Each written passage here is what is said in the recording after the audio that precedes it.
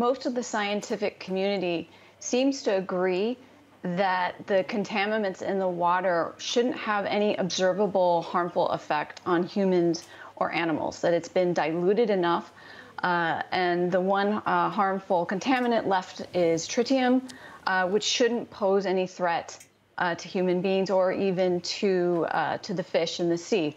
Now, of course, there's going to be a lot of pushback from that. We're already seeing pushback from China and from other countries in the region that are saying that they will respond if Japan decides to release the water by banning Japanese seafood exports. And there's also concern coming from South Korea and other countries that share that water with Japan. And there's issues even as far as California that within a couple of years, the tritium in the water could reach the West Coast there. Greenpeace has also released a report because they're very concerned that this could potentially damage human DNA, that the material in the water could do that, and that there's just a lot of unknowns. But the truth is there's very few options available for the Japanese government at the time, and they do have the support of the World Health Organization and the UN that this is the best strategy to pursue.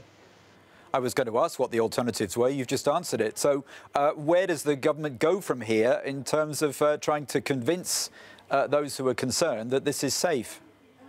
Right. Well, I think what they should try to explain is that the only other option is to continue to store this water in the tanks, and they're at 90% capacity at the moment.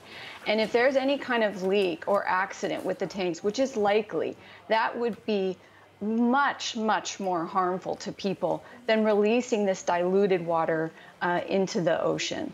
And so that, I think, is going to be part of the plan of the Japanese government to try to explain what the alternatives are. They have very few alternatives because their tanks are at such full capacity.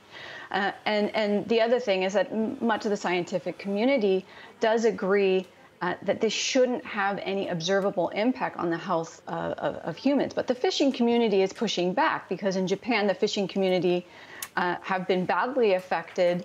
And they want, they definitely do not want this because this is going to adversely impact the demand for their products. And so the Japanese government is going to have to do a lot of work convincing the public. And I should add that over 60% of the public wants the nuclear plants to be decommissioned, and others and other countries that this is their best option and that it's not harmful.